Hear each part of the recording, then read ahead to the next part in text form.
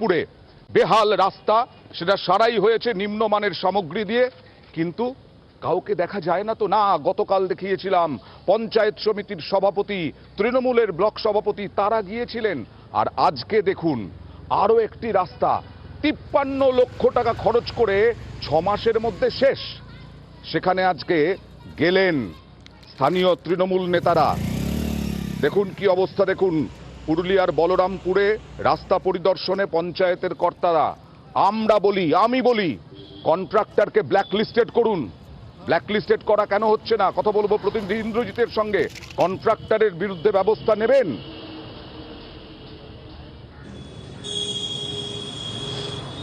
দেখো আয়ন্দা, আমরা দেখেছি বরাবরই এই দুর্নীতি যখনই হয় আমরা খবর তুলে ধরি, তারপরেই প্রশাসনের টনক নড়ে। এক্ষেত্রেও তাই হয়েছে। বলরামপুর পঞ্চায়েত সমিতির কর্মাধ্যক্ষ এবং স্থানীয় তৃণমূল নেতারা তারা দল বলে একেবারেই নিউজ 18 বাংলা খবর দেখানোর পরেই তারা পরিদর্শনে যায়। কার্যত তারা মেনে নিয়েছে যে এখানে দুর্নীতি হয়েছে, নিম্নমানের সামগ্রী দিয়ে রাস্তা তৈরি হয়েছে এবং যে কন্ট্রাক্টর তৈরি করেছে এই রাস্তা, যে বরাত পেয়েছিল, তাকে একেবারেই তার বিরুদ্ধে কড়া ব্যবস্থা নেওয়ার প্রতিশ্রুতি দিয়েছে এবং এই রাস্তা, যে বেহাল রাস্তা রয়েছে, সেই রাস্তা আরও সারাই করা হবে এবং সংস্কার করা হবে বলে জানিয়েছে।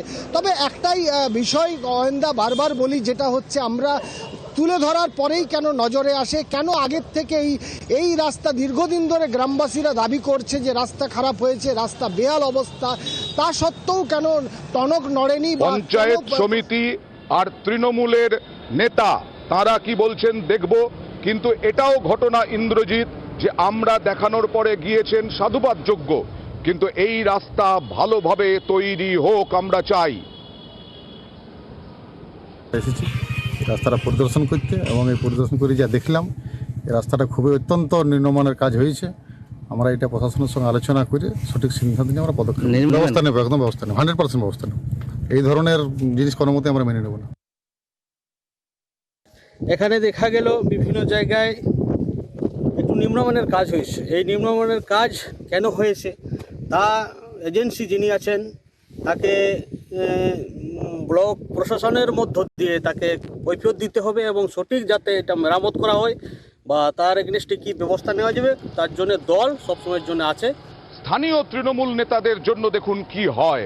বর্ধমানের ভোতারপাড় এলাকায় কম্বল বিতরণ অনুষ্ঠান হবে। কম্বল বিতরণের জন্য তোলাবাজি, ভাবা যায়? কম্বল বিতরণ হবে, তার জন্য তোলাবাজি আর ব্যবসায়ীকে হুমকি। এ তো ভয়ঙ্কর ঘটনা। এটা কম্বল বিতরণও করতে পারেন না আপনারা অনুষ্ঠান তোলা না তুলে? আপনাদের ফান্ডে কি কিছুই থাকে না? প্রমোটারের থেকে তো মাল তোলেন, বিভিন্ন ব্যবসায়ীর কাছ থেকে মাল তোলেন, সেই মালগুলো কোথায় যায়? কম্বল বিতরণের জন্য মাল তুলতে হয় আপনাদেরকে, আর টাকা না পেয়ে ব্যবসায়ীকে গালিগালাজ। সরাসরি চলে যাব প্রতিনিধি শরদিন্দুর কাছে। শরদিন্দু, কত বড় নেতা যে একেবারে তোলাবাজি করছেন, কম্বল বিতরণের জন্য না পেয়ে ব্যবসায়ীকে হুমকি দিচ্ছেন।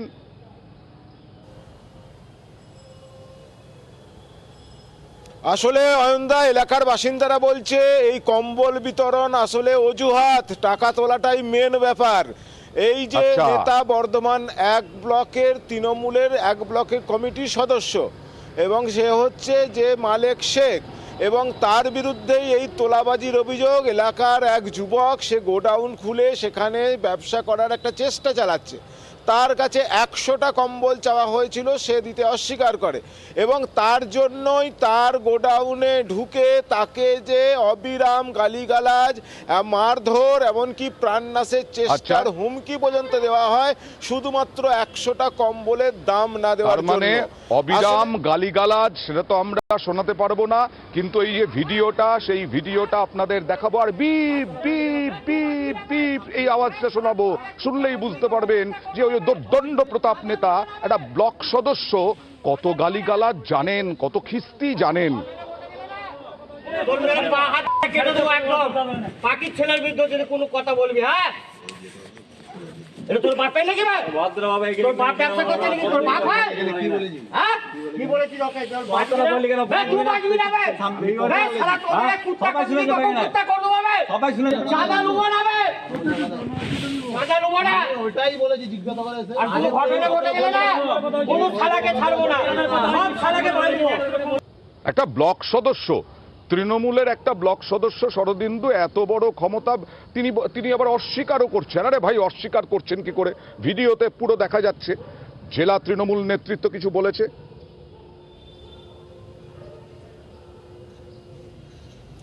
দেখো অয়নদা, এই সদস্যর মাথায় নিশ্চয়ই আরো বড় কোনো নেতা বা নেত্রীর হাত রয়েছে, সেই জোরেই সে এই না, সে তো কথাগুলো বটেই। বলতে পারছে বা এই কাজ, এই হুমকি রাতের অন্ধকারে যে দিতে পারছে। এখন তিনি বলছেন যে তার ছেলেরা দেখতে গিয়েছিল কি ধরনের ব্যবসা সেখানে চলছে, সে কাজের জন্য তো প্রশাসন রয়েছে, পুলিশ ওরে বাবা। রয়েছে। যদি কোনো বেআইনি ব্যবসা হয় সেখানে তো পুলিশ তাকে প্রশাসন দায়িত্ব তাতে দেওয়া হয়েছে হস্তক্ষেপ নাকি করবে। ব্যবসায়ী কি তৃণমূলের- ব্যবসা করছেন সেটা দেখার জন্য? এখন কি তৃণমূলের এইসব চুনোপুটি সদস্যরা সেই সব দেখেন নাকি শরদিন্দু?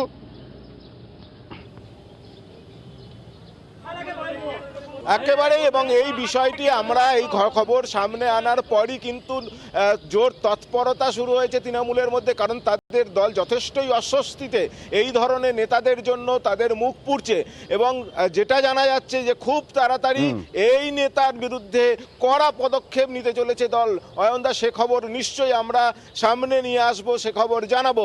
কিন্তু এই যে এলাকায় অবশ্যই কড়া এলাকায় এই যে পদক্ষেপ নিন, না হলে তো এই সব চুনোপুটি নেতার জন্য তারাও তোলাবাজি করবে, ব্যবসায়ীদের হুমকি দেবে, আর তাদের জন্য আপনাদের মুখ পুড়বে। দেখুন কি বলছেন অভিযুক্ত এবং ব্যবসায়ী। আমাকে এখানে ওরা বলে যে এখানে তৃণমূল কংগ্রেসের কম্বল বিতরণ আছে, তো আমাকে 100 পিস কম্বলের দাম নাকি দিতে হবে। আমি ওদেরকে বলি যে দেখো, এখানে যা যা বলার আছে, আমি যার কাছ থেকে গোডাউন ভাড়া নিয়েছি তুমি তার সঙ্গে কথা বলো। আমাকে মারধর করে। ঘটনাটা পুরো মিথ্যা। যে ভিডিওটা ভাইরাল বলছেন ওইটা কার গলা, কে, ওইটা এখন প্রমাণ করাতে হবে, আমি নয়। তো ব্যবসাটা কীভাবে করছে বেআইনি নাকি, এই জন্য আমি ওদেরকে পাঠিয়েছিলাম যে ওখানে কি হচ্ছে। এটা পুরো সাজানো ঘটনা। এবার একটা সমস্যা